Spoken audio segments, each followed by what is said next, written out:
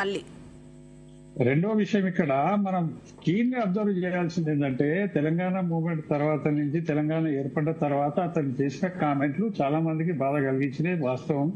ఆయన ఈ రోజు ఎన్ని క్లారిఫికేషన్ ఇచ్చుకున్నా గానీ దానికి కొంత ఆయన క్షమాపణ చెప్పుంటే బాగుండేది. ఇప్పుడు అదేదో మంత్రి గారు అడిగితేనే క్షమాపణ చెప్పాల్సిన అవసరం లేదు. నిజంగానే ఆయన న్యాచురల్ గా క్షమాపణ చెప్పాలి అసలు వాస్తవం. ఎందుకంటే అసలు తెలంగాణ ఏర్పడగానే నేను 11 రోజులు ఆహారం ముట్టుకోలేదు, అన్నం తినలేదు అని అంటే ఆయన అభిప్రాయం ఏమనుకోవాలి జనాలంతా? ఇవాళ వచ్చి మనం తెలంగాణను నేను నవనిర్మాణం చేస్తా, ఇంకో నిర్మాణం చేస్తా అంటే it is entirely different opinion. కాబట్టి ఏదే కానీ ఇప్పుడు పొన్నం ప్రభాకర్ గారు అడిగిందనే క్షమాపణ చెప్పాల్సిన అవసరం లేదు.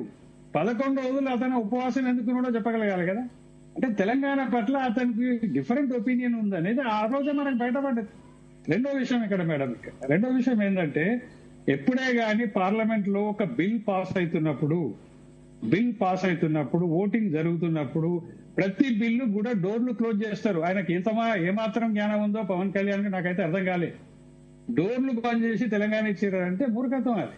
ఇప్పుడు ప్రతి బిల్లు కూడా లోక్సభలో రాజ్యసభలో ఓటింగ్ జరుగుతున్నప్పుడు ఖచ్చితంగా డోర్లు మూసేసే ఓటింగ్ జరుపుతారు. అది తెలుసో లేదో మరి పవన్ కళ్యాణ్ గారికి ఆంధ్రప్రదేశ్ కు ముఖ్యమంత్రిగా ఉన్నాడు, ఉప ముఖ్యమంత్రిగా ఉండు, ప్రతి బిల్లు కూడా డోర్లు క్లోజ్ చేసే చేస్తారు. ఎంతమంది తెలుసు అది? ఆయనకు తెలుసా? అసలు ఆ విషయం తెలుసుకోవాలి కదా. డోర్లు క్లోజ్ చేసి రాష్ట్రాన్ని ఎవరు చెప్పారు? మూర్ఖత్వం.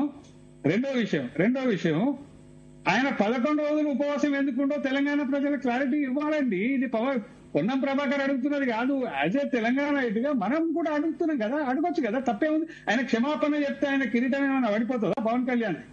అని చెప్పొచ్చు కదా. ఆ మాట మాత్రం చెప్పడం లేదంటే అహంకారం ఇంకోటి లేదు. ఉపవాసం ఉన్నది వాస్తవమే.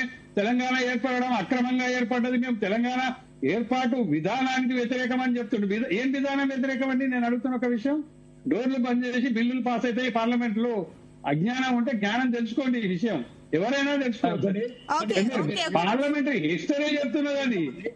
ఇదే మూర్ఖత్వం అండి. నాకు అర్థం కాదు. ఒకవైపు తెలంగాణను సమర్థిస్తున్నా అని చెప్తాడు ఇదే పవన్ కళ్యాణ్. నిజానికి వాస్తవానికి నేను కూడా పవన్ కళ్యాణ్ నేను ఒక ఫేవరెట్నే.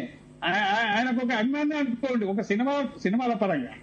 కానీ ఆయన వ్యవహరిస్తున్న తీరు బాగాలేదు. ఇప్పుడు నేను ఏదో ఎవరి కోసమో కాదు, జనరల్ గా యాజ్ ఏ ఇండియన్ గా ఒక భారతీయుడిగా నేనే చెప్తున్నా. పార్లమెంటు డోర్లు బంద్ చేసి బిల్లులు పాస్ అవుతాయి. దాని విషయం తెలుసుకోవాలి. ఫస్ట్ ఆఫ్ ఆల్ రెండోది 1 minute 11 రోజులు ఉపవాసం ఎందుకుండో, ఒకవేళ తెలంగాణ ఏర్పడడం ఇష్టం లేక ఉన్నట్టయితే తెలంగాణ ప్రజలు క్షమాపణ చెప్తే తప్పేందండి? ఆయన ఏమైనా కిరీటం పడిపోతుందా? మంచిదే కదా. ఆయన జనసేన పార్టీని తెలంగాణలో పోటీ చేయించవచ్చు కదా.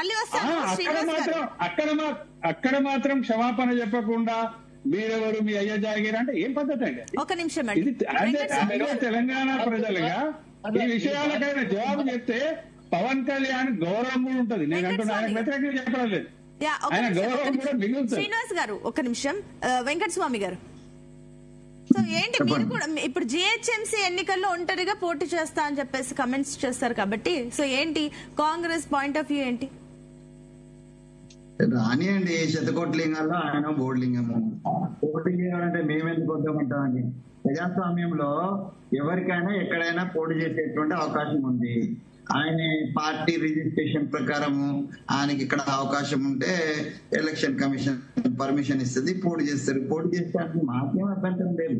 ఈ రకమైనటువంటి కామెంట్ చేసుకుంటా శ్రీనివాసరెడ్డి అన్నట్టుగా అవగాహన రహితంగా, తర్వాత నేను ఉపవాసం ఉన్న ఇప్పుడు నేను 2 విషయాలు ఎత్తుతున్నా.